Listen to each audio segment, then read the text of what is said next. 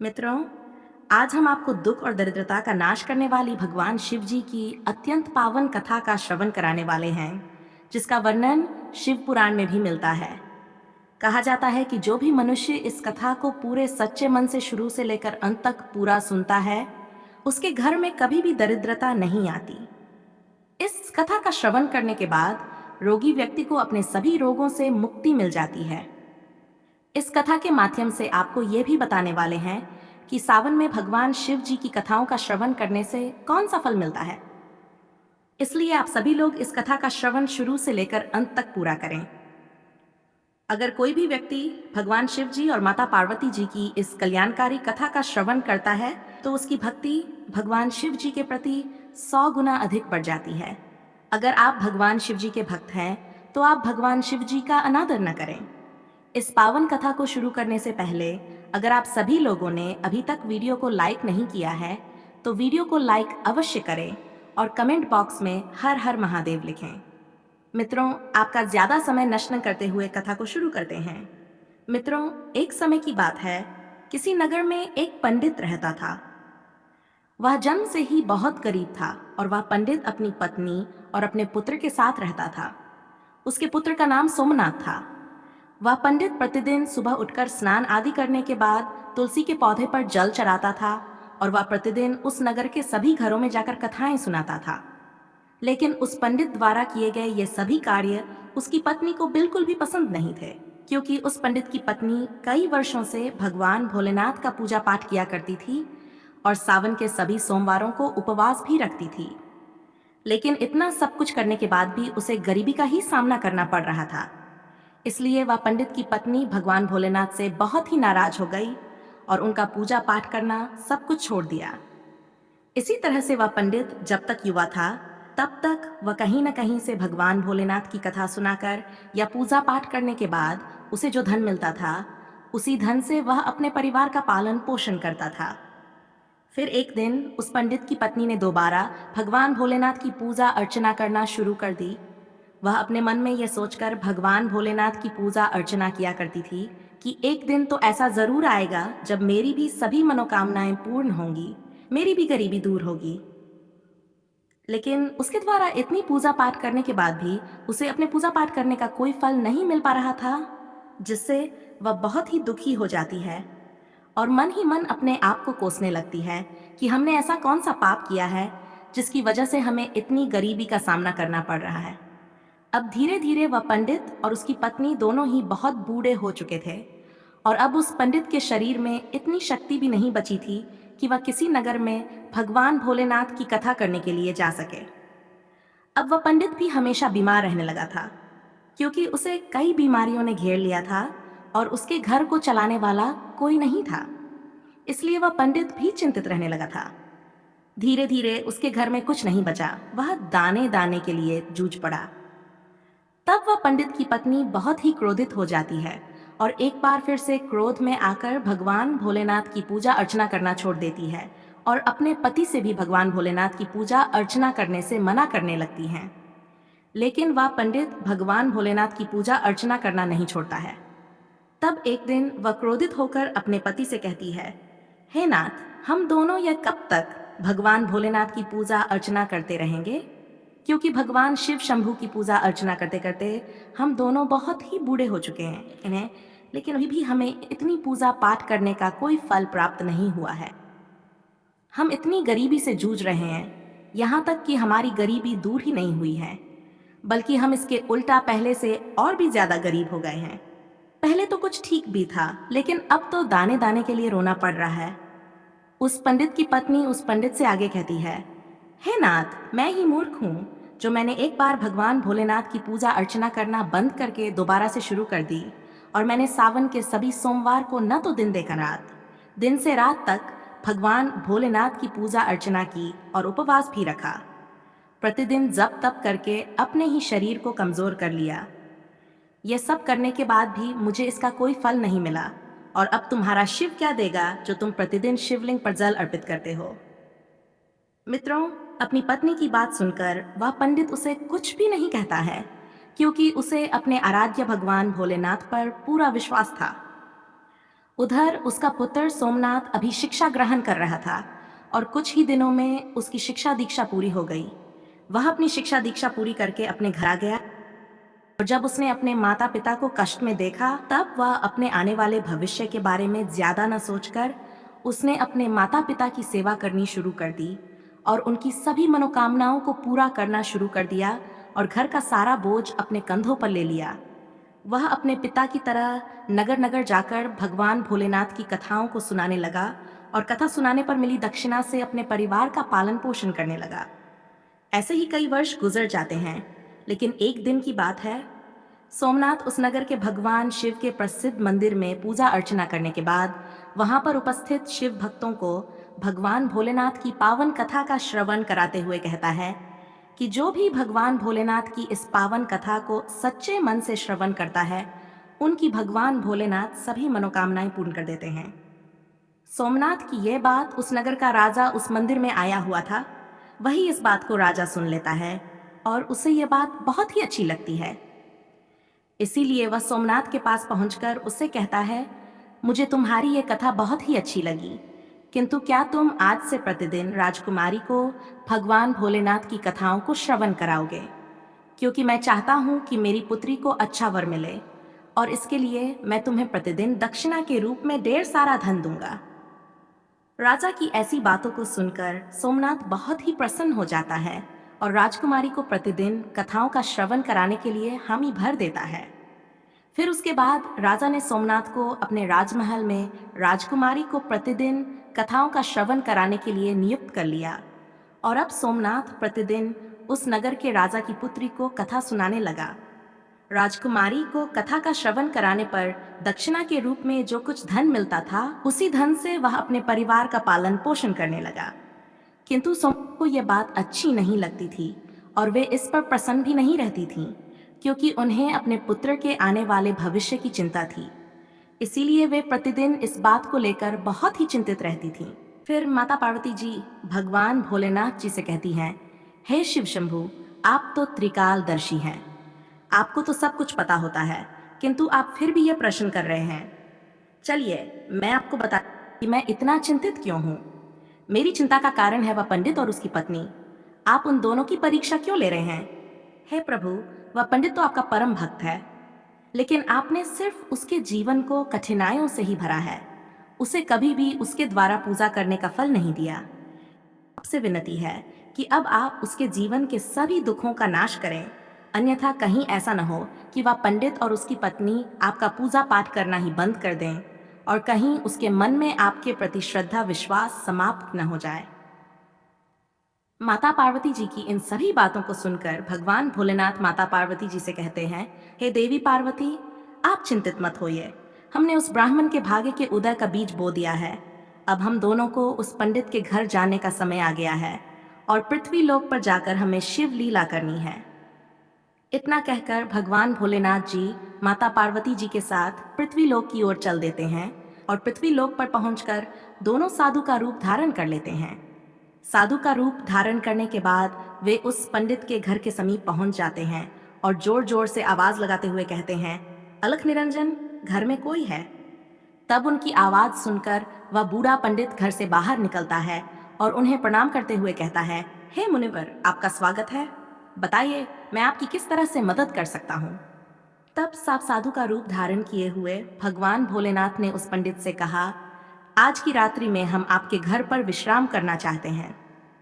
तब वह पंडित अपने मन में सोचने लगा कि ये तो हमारे अतिथि हैं, मुझे इन्हें मना नहीं करना चाहिए, क्योंकि अगर इन्हें बुरा लग गया तब ये मेरे पूरे परिवार सहित श्राप दे सकते हैं।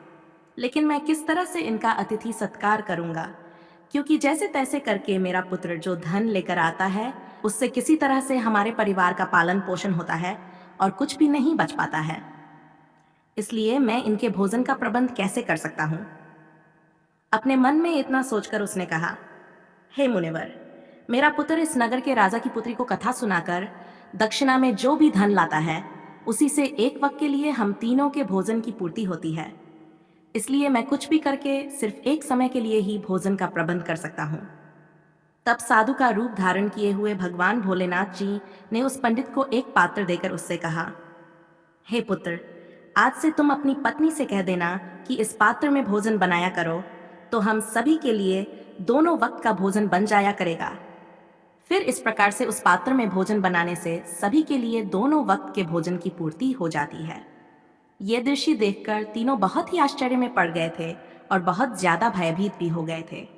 मित्रों, उसके अगले दिन सुबह उठकर सोमनाथ राजकुमारी को कथा सुनाने के लिए जा ही रहा था कि तभी अचानक से साधु का रूप धारण किए हुए भगवान भोलेनाथ जी ने सोमनाथ से पूछा, हे पुत्र, तुम कहाँ जा रहे हो? तब सोमनाथ उनसे कहता है, हे मुनिवर, मैं तो अब इस नगर के राजा की पुत्री को कथा का श्रवण कराने के लिए जा रहा हूँ। तब साधु का रूप धारण किए हुए भगवान भोलेनाथ जी ने सोमनाथ से कहा, हे पुत्र, आज जब तुम राजकुमारी को कथा का श्रवण कराने के लिए जाओ तो तुम उससे पूछना कि वह अपनी किस मनोकामना की पूर्ति होने के लिए प्रतिदिन भगवान भोलेनाथ की कथा का श्रवण करती है। यह सुनकर सोमनाथ राजमहल में पहुंच जाता है और राजकुमारी को कथा का श्रवण कराने लगता है। राजकुमारी को कथा का श्रवण कराने के बाद सोमनाथ उसी प्रश्न को राजकुमारी से पूछता है, तुम अपनी किस मनोकामना की पूर्ति होने के लिए प्रतिदिन कथा का श्रवण करती हो? तब राजकुमारी सोमनाथ से कहती है, मैं अपनी इस मनोकामना की पूर्ति होने के लिए प्रतिदिन भगवान भोलेनाथ की कथाओं का श्रवण करती हूँ, जिससे मुझे ऐसा कोई वर मिले जिसकी चर्चा पूरे नगर में सभी करें। उसके मस्तक पर चंद्र और सूरज हो और उसका भाग्य इतना अच्छा हो कि उसके घर में किसी भी चीज की कोई कमी ना हो। वह ऐसी बारात लेकर आए जैसी अभी तक किसी ने देखी न हो। राजकुमारी की इन बातों को सुनकर सोमनाथ घर वापस लौट आता है और घर पर पहुंचकर साधु रूपी भगवान भोलेनाथ को सारी बातें बता देता है। तब भगवान भोलेनाथ सोमनाथ से कहते हैं, हे पुत्र, ठीक है, अब अगले दिन जब तुम राजकुमारी को कथा का श्रवण कराने के लिए जाना तब फिर से वही प्रश्न पूछना। अगर राजकुमारी तुम्हें फिर से कल वाली बातें बताए तब तुम मुझसे शीघ्र ये कह देना कि तुम्हें जैसा वर चाहिए वैसा सिर्फ मैं ही हूँ। इतना कहकर वहां से भाग आना। तब सोमनाथ उस साधु रूपी भगवान भोलेनाथ जी से कहता है, हे मुनिवर, कहाँ मैं एक गरीब पंडित और कहाँ वह इस नगर के राजा की पुत्री। भला हमारा विवाह कैसे हो सकता है? और मेरा घर तो उसके द्वारा दी दक्षिणा पर चलता है। लेकिन जब यह बात राजा को पता चलेगी कि मैं उसकी पुत्री से विवाह करना चाहता हूँ तो वह मुझे मेरे पूरे परिवार के साथ मृत्युदंड दे देगा। इसलिए आप मुझे क्षमा कर दीजिए, क्योंकि मैं ऐसा नहीं कर सकता हूँ। सोमनाथ की बात सुनकर साधु रूपी भगवान भोलेनाथ जी ने सोमनाथ से कहा, हे पुत्र, ठीक है, हम अभी तुम्हें तुम्हारे पूरे परिवार के साथ अपने अभिशाप से भस्म कर देते हैं। वैसे ही सोमनाथ पहले से ही उनके चमत्कार से बहुत भयभीत था। उनकी ऐसी बातों को सुनकर और ज्यादा भयभीत हो गया था और अपने मन में सोचने लगा कि मुझे और मेरे परिवार सहित राजा साहब तो बाद में मृत्युदंड देंगे, उससे पहले ये तो अभी ही अपने श्राप से भस्म कर देंगे। अपने मन में इतना सोचकर फिर उसने ऐसा करने का उन्हें विश्वास दिलाया और राजकुमारी को भगवान भोलेनाथ जी की कथा का श्रवण कराने के लिए राजमहल की तरफ निकल गया। राजमहल पहुंचकर वह राजकुमारी को भगवान भोलेनाथ जी की कथा का श्रवण कराने लगा। उसके बाद उसने राजकुमारी से फिर से पूछा कि आप अपनी किस मनोकामना की पूर्ति के लिए भगवान भोलेनाथ जी की कथा का श्रवण करती हो। तब राजकुमारी ने फिर वही जवाब दिया जो उसने पहले दिन दिया था। उसके बाद सोमनाथ ने राजकुमारी से कहा, हे राजकुमारी, तुम्हें जैसा वर चाहिए वैसा वर मैं ही हूँ। इतना कहकर सोमनाथ शीघ्र राजमहल से भागकर अपने घर आ गया। लेकिन सोमनाथ की ऐसी बातों को सुनकर राजकुमारी बहुत ही क्रोधित हो गई। फिर उसने अपनी एक दासी को बुलाकर उसे सब कुछ बता दिया और कहा, मेरी ये पूरी बात पिताजी को बता देना। फिर जब ये बात राजा को पता चली तब वह भी सोमनाथ पर बहुत क्रोधित हो गया और उसने राजकुमारी को भरोसा दिलाया कि उस उदन पंडित को इसके लिए अवश्य सजा मिलेगी। फिर राजा ने शीघ्र ही अपने मंत्रियों को दरबार में बुला लिया और उनसे विचार विमर्श करने लगा। तभी उसके महामंत्री ने उस राजा से कहा, हे राजन, उसने अपराध तो फांसी दिए जाने वाला किया है, लेकिन वह तो एक पंडित है, क्योंकि अगर आप उसे फांसी दे देते हो तब आपको एक ब्रह्म हत्या का घोर पाप लगेगा। इसलिए हमें उसे कुछ अलग से दंडित करना चाहिए जिससे आपको ब्रह्म हत्या का घोर पाप भी ना लगे। मित्रों, फिर राजा काफी देर तक विचार विमर्श करता रहा और अपने कुछ सैनिकों को बुलाकर उनसे कहा, उस पंडित के घर जाओ और उससे कह देना कि राजा साहब तुम्हारे साथ अपनी पुत्री का विवाह करने के लिए तैयार हैं, लेकिन उनकी कुछ शर्तें हैं जिन्हें अगर आप पूरा नहीं कर पाए तो तुम्हें और तुम्हारे पूरे परिवार के साथ मृत्युदंड दे देंगे। राजा साहब की पहली शर्त है कि सभी बारातियों के ठहरने के लिए कई सारे बारात घर बनाए जाएं। सभी बारात घर बारातियों से भरे होने चाहिए। कोई भी बारात घर खाली नहीं बचना चाहिए। दूसरी शर्त यह है कि बारातियों के अतिथि सत्कार में बनाया गया भोजन बचना नहीं चाहिए। तीसरी शर्त यह है कि ऐसी अद्भुत बारात होनी चाहिए जिसकी प्रशंसा इस नगर के सभी लोग करें। और अगर बारात के पहुंचने पर हमारी कोई भी शर्त अधूरी पाई जाती है तब बारात में आए हुए सभी बारातियों को भी मृत्युदंड दे दिया जाएगा। राजा का आदेश पाकर वे सैनिक सोमनाथ के घर की तरफ निकल जाते हैं। उधर सोमनाथ घर पहुंचकर साधु रूपी भगवान भोलेनाथ जी को सारी बात बता देता है कि आपके कहे अनुसार कहने पर राजकुमारी बहुत ही क्रोधित हो गई थी। अब शीघ्र ही फांसी का संदेश पहुंचने ही वाला है।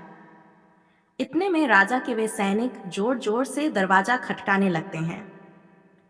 दरवाजा खटखटाने की आवाज सुनकर सोमनाथ के पिता दरवाजा खोलते हैं। तब वे सैनिक उसके पिता से कहते हैं, क्या तुम्हारा ही पुत्र राजकुमारी से विवाह करना चाहता है?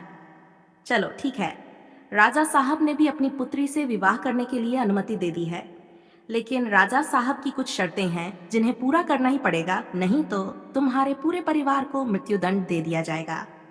उन सैनिकों की बात सुनकर सोमनाथ के पिता बहुत ही भयभीत हो जाते हैं और उनसे कहते हैं, हे सैनिकों, हमें राजा साहब की किन शर्तों को पूरा करना पड़ेगा, उन शर्तों को हमें बताने का कष्ट करें। तब राजा के वे सैनिक सोमनाथ के पिता से कहते हैं, हे ब्राह्मण, राजा साहब की पहली शर्त है कि सभी बारातियों के ठहरने के लिए कई सारे बारात घर बनाए जाएं। सभी बारात घर बारातियों से भरे होने चाहिए। कोई भी बारात घर खाली नहीं बचना चाहिए। दूसरी शर्त है कि बारातियों के अतिथि सत्कार में बनाया गया भोजन बचना नहीं चाहिए। तीसरी शर्त यह है कि ऐसी अद्भुत बारात होनी चाहिए जिसकी प्रशंसा इस नगर के सभी लोग करें। और अगर बारात के पहुंचने पर हमारी कोई भी शर्त अधूरी पाई जाती है तब बारात में आए हुए सभी बारातियों को भी मृत्युदंड दे दिया जाएगा। राजा के सैनिकों की बात सुनकर सोमनाथ और उसके पिता बहुत ही भयभीत हो जाते हैं, यहाँ तक कि उनके हाथ पैर तक कांपने लगते हैं। तब साधु रूपी भगवान भोलेनाथ जी ने उनसे कहा, तुम मत डरो, बल्कि अपना उत्तर देकर राजा के सैनिकों को विदा करो कि आप विवाह की तैयारी शुरू करें। हम बारात वाले दिन बारात लेकर पहुंच जाएंगे। फिर सोमनाथ ने अपना उत्तर उन सैनिकों को बताकर उन्हें विदा कर दिया और वे सैनिक राजमहल पहुंचकर राजा को सारी बातें सुना देते हैं। लेकिन जब राजा को सोमनाथ की तरफ से सकारात्मक उत्तर प्राप्त होता है तब वह बड़े ही आश्चर्य में पड़ जाता है और वह अपने मन में सोचने लगता है, आखिर वह गरीब पंडित किसके भरोसे पर इतनी दुर्लभ शर्त के बावजूद भी मेरी पुत्री से विवाह करने के लिए तैयार है? क्या मेरा कोई दुश्मन उसका साथ दे रहा है?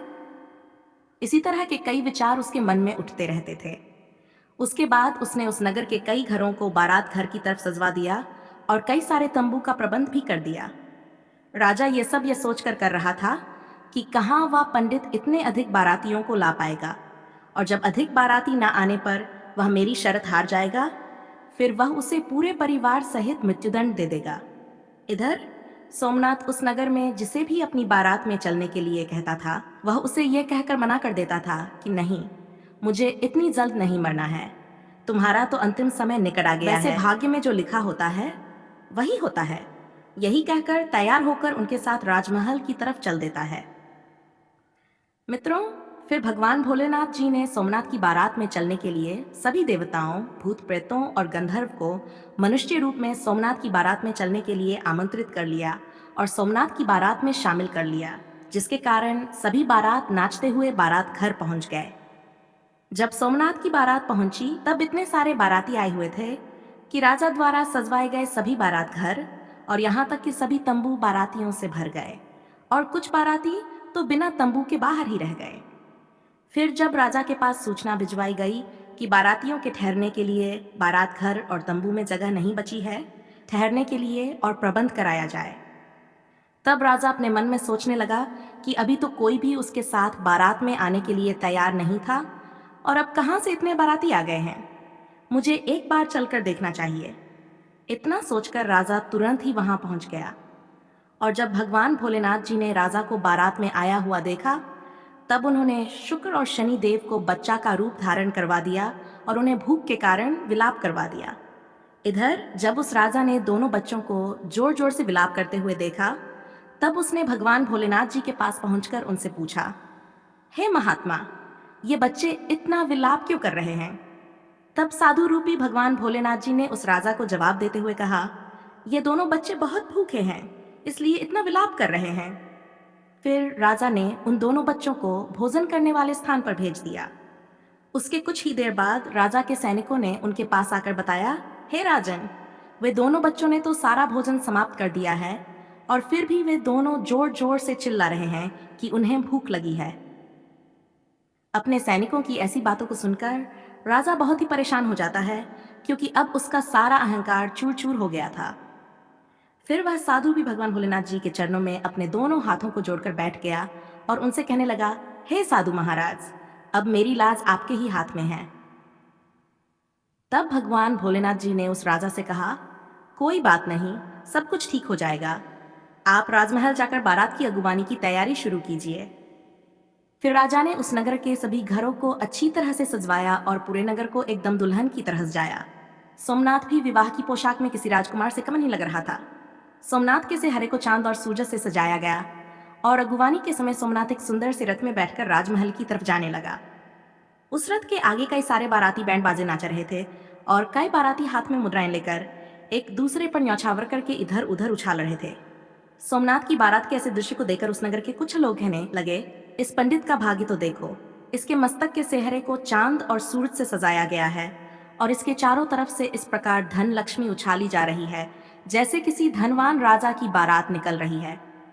और ऐसी बारात तो हमने अपने जीवन में कभी देखी भी नहीं है और ना आगे देखने की उम्मीद है।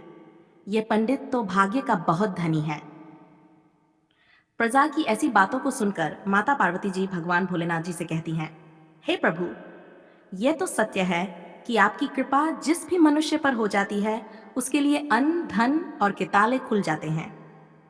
तब भगवान भोलेनाथ जी माता पार्वती जी से कहते हैं, हे देवी पार्वती, जो भी भक्त मेरी श्रद्धा भाव से पूजा अर्चना करते हैं, मैं उनकी पूजा अर्चना का फल अवश्य देता हूँ और उन्हें तभी तक दुखों को झेलना पड़ता है जब तक कि उनके पाप कर्म नष्ट नहीं हो जाते हैं। जैसे ही उनके पुण्य कर्मों का उदय होता है, वैसे ही उसके भाग्य के बंद पड़े दरवाजे खुल जाते हैं। फिर सोमनाथ और राजा की पुत्री का विधिपूर्वक विवाह हो जाता है और वह राजकुमारी को डोली में बिठाकर अपने घर ले आता है। मित्रों, जो भी भक्त सावन मास में प्रतिदिन भगवान भोलेनाथ जी की कथाओं का श्रवण किया करती है, उसे भी राजकुमारी की तरह ही सुंदर व प्राप्त होता है। क्योंकि राजकुमारी ने प्रतिदिन भगवान भोलेनाथ जी की कथाओं का श्रवण किया था, इसलिए उसे उसकी कामना के अनुसार अच्छा वर मिला था। भगवान भोलेनाथ जी और माता पार्वती जी की कृपा से अब सोमनाथ बहुत ही धनवान व्यक्ति बन गया था। उसके घर में किसी भी चीज की कोई कमी नहीं थी। उसके बाद सोमनाथ की माँ ने फिर से भगवान भोलेनाथ जी की पूजा अर्चना करना शुरू कर दी और प्रतिदिन 1.5 साराधन गरीबों में बांटना शुरू कर दिया और साथ ही साथ वह प्रतिदिन भगवान भोलेनाथ जी की कथाओं का श्रवण भी करने लगी थी। मित्रों, भगवान भोलेनाथ जी की प्रतिदिन कथाओं का श्रवण करने और पूजा अर्चना करने का शुभ फल प्राप्त होता है। इसीलिए एक बार सावन मास में भगवान भोलेनाथ जी और माता पार्वती जी की कथा का श्रवण अवश्य करें। इससे आपकी सभी मनोकामनाएं अवश्य ही पूर्ण हो जाएगी। मित्रों, आप सभी लोगों को सावन मास में भगवान भोलेनाथ जी और माता पार्वती जी की ये पावन कथा कैसी लगी, आप कमेंट में अवश्य बताइएगा।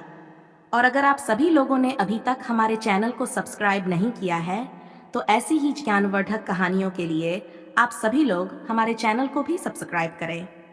साथ ही साथ कमेंट बॉक्स में हर हर महादेव लिखना ना भूलें। मित्रों, वीडियो को यहाँ तक देखने के लिए आप सभी लोगों का दिल से धन्यवाद।